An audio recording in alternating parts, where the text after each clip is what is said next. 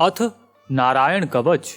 राजा परीक्षित ने पूछा, भगवन, देवराज इंद्र ने जिससे सुरक्षित होकर शत्रुओं की चतुरंगिनी सेना को खेल खेल में अनायास ही जीतकर त्रिलोकी की राजलक्ष्मी का उपभोग किया, आप उस नारायण कवच को मुझे सुनाइए और यह भी बताइए कि उन्होंने उससे सुरक्षित होकर रणभूमि में किस प्रकार आक्रमणकारी शत्रुओं पर विजय प्राप्त की। श्री सुखदेव जी ने कहा, परीक्षित, जब देवताओं ने विश्वरूप को पुरोहित बना लिया, तब देवराज इंद्र के प्रश्न करने पर विश्वरूप ने उन्हें नारायण कवच का उपदेश किया। तुम एकाग्र चित्त से उसका श्रवण करो। विश्वरूप जी ने कहा, देवराज इंद्र, भय का अवसर उपस्थित होने पर नारायण कवच धारण करके अपने शरीर की रक्षा कर लेनी चाहिए। उसकी विधि यह है कि पहले हाथ पैर धोकर आचमन करे, फिर हाथ में कुश की पवित्री धारण करके उत्तर मुंह बैठ जाए। इसके बाद कवच धारण पर्यंत और कुछ न बोलने का निश्चय करके पवित्रता से ओम नमो नारायण और ओम नमो भगवते वासुदेवाय इन मंत्रों द्वारा हृदयादि अंग न्यास तथा अंगुष्ठादि न्यास करे। पहले ओम नमो नारायण इस अष्टाक्षर मंत्र के ओम आदि 8 अक्षरों का क्रमशः पैरों, घुटनों, जांघों, पेट, हृदय, वक्षस्थल, मुख और सिर में न्यास करे, अथवा पूर्वोक्त मंत्र के यकार से लेकर ओमकार पर्यंत 8 अक्षरों का सिर से आरंभ करके उन्हीं 8 अंगों में विपरीत क्रम से न्यास करे।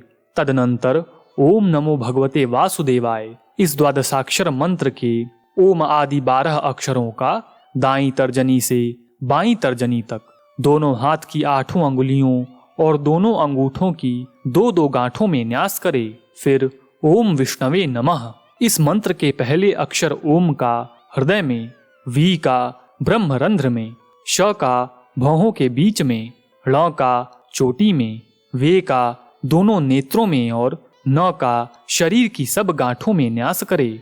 तदनंतर ओम मह अस्त्राय फट कहकर दिग्बंध करे। इस प्रकार न्यास करने से इस विधि को जानने वाला पुरुष मंत्र स्वरूप हो जाता है।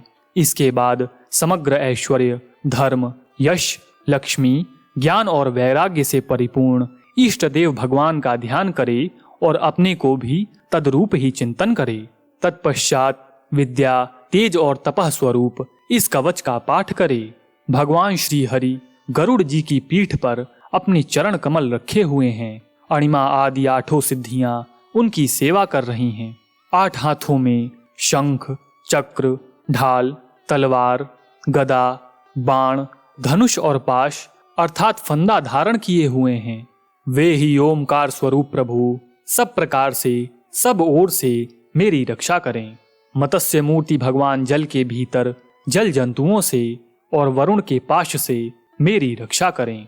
माया से ब्रह्मचारी का रूप धारण करने वाले वामन भगवान स्थल पर और विश्वरूप श्री त्रिविक्रम भगवान आकाश में मेरी रक्षा करें। जिनके घोर अट्टहास करने पर सब दिशाएं गूंज उठी थीं और गर्भवती दैत्य पत्नियों के गर्भ गिर गए थे, वे दैत्य यूथपतियों के शत्रु भगवान नृसिंह किले, जंगल, रणभूमि आदि विकट स्थानों में मेरी रक्षा करें। अपनी दाढ़ों पर पृथ्वी को उठा लेने वाले यज्ञ मूर्ति वराह भगवान मार्ग में, परशुराम जी पर्वतों के शिखरों पर और लक्ष्मण जी के सहित भरत के बड़े भाई भगवान श्री रामचंद्र प्रवास के समय मेरी रक्षा करें।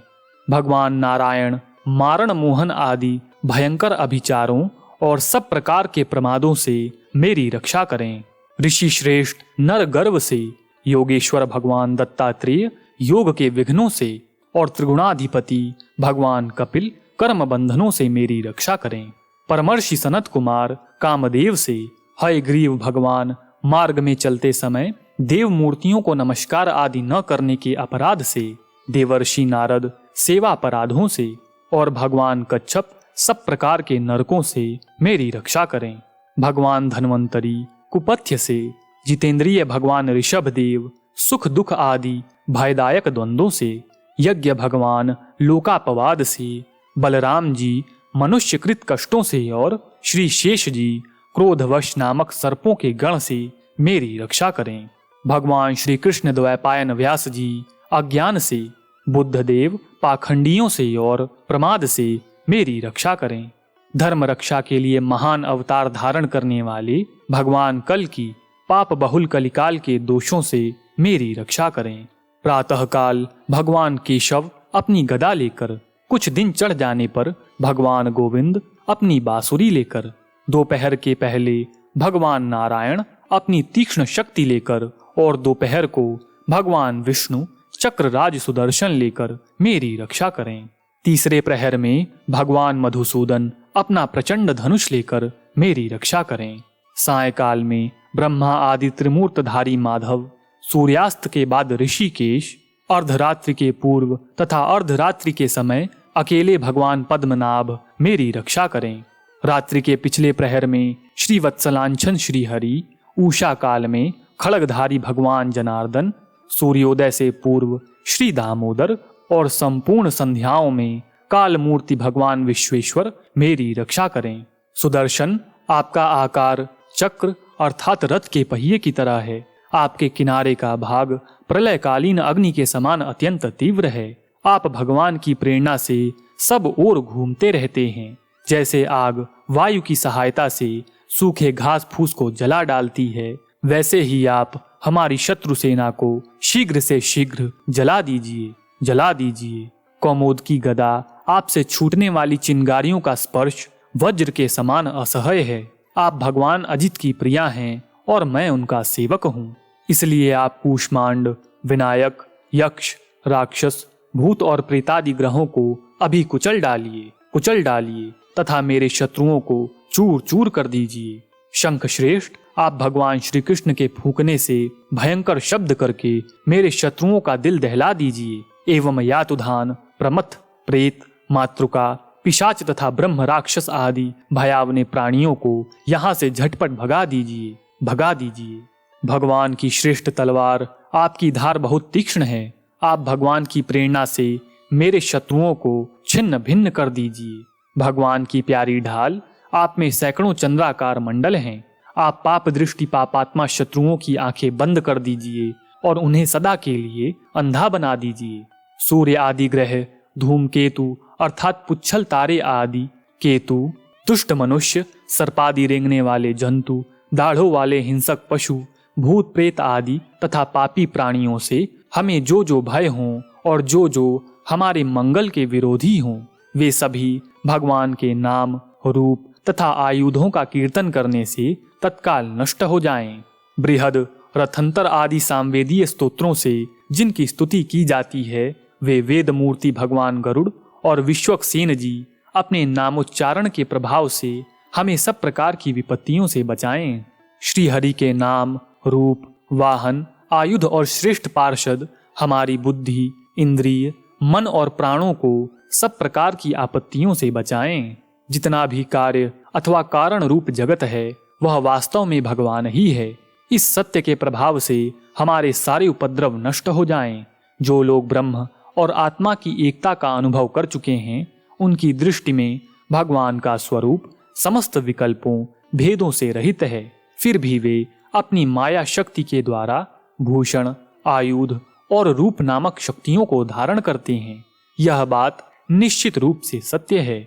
इस कारण सर्वज्ञ, सर्वव्यापक भगवान श्री हरि सदा सर्वत्र सब स्वरूपों से हमारी रक्षा करें। जो अपने भयंकर अट्टहास से लोगों के भय को भगा देते हैं और अपने तेज से सबका तेज ग्रस लेते हैं, वे भगवान नरसिंह दिशा विदिशा में, नीचे ऊपर, बाहर भीतर सब ओर हमारी रक्षा करें। देवराज इंद्र, मैंने तुम्हें यह नारायण कवच सुना दिया। इस कवच से तुम अपने को सुरक्षित कर लो। बस फिर तुम अनायास ही सब दैत्य यूथपतियों को जीत लोगे। इस नारायण कवच को धारण करने वाला पुरुष, जिसको भी अपने नेत्रों से देख लेता है अथवा पैरों से छू देता है, वह तत्काल समस्त भयों से मुक्त हो जाता है। जो इस वैष्णवी विद्या को धारण कर लेता है, उसे राजा, डाकू, प्रेत, पिशाच आदि और बाघ आदि हिंसक जीवों से कभी किसी प्रकार का भय नहीं होता। देवराज, प्राचीन काल की बात है, एक कौशिक गोत्री ब्राह्मण ने इस विद्या को धारण करके योग धारणा से अपना शरीर मरुभूमि में त्याग दिया। जहां उस ब्राह्मण का शरीर पड़ा था, उसके ऊपर से एक दिन गंधर्व राज चित्ररथ अपनी स्त्रियों के साथ विमान पर बैठकर निकले। वहां आते ही वे नीचे की ओर सिर किए विमान सहित आकाश से पृथ्वी पर गिर पड़े। इस घटना से उनके आश्चर्य की सीमा न रही। जब उन्हें वाल्खिल मुनियों ने बतलाया कि यह नारायण कवच धारण करने का प्रभाव है, तब उन्होंने उस ब्राह्मण देवता की हड्डियों को ले जाकर पूर्व वाहिनी सरस्वती नदी में प्रवाहित कर दिया और फिर स्नान करके वे अपने लोक को गए। श्री सुखदेव जी कहते हैं, परीक्षित, जो पुरुष इस नारायण कवच को समय पर सुनता है और जो इसे आदर पूर्वक धारण करता है, उसके सामने सभी प्राणी आदर से झुक जाते हैं और वह सब प्रकार के भयों से मुक्त हो जाता है। परीक्षित, शतक्रतु इंद्र ने आचार्य विश्वरूप जी से यह वैष्णवी विद्या प्राप्त करके रणभूमि में असुरों को जीत लिया और वे त्रैलोक्य लक्ष्मी का उपभोग करने लगे। इति श्री नारायण कवचम संपूर्णम। प्रेम से बोलिए श्री हरि नारायण भगवान की जय। प्रिय श्रोताओं, यह प्रस्तुति आपको अच्छी लगी तो अथ मंत्र चैनल को लाइक, शेयर एंड सब्सक्राइब करना ना भूलें तथा और नई वीडियोस के लिए बेल आइकन को प्रेस करें।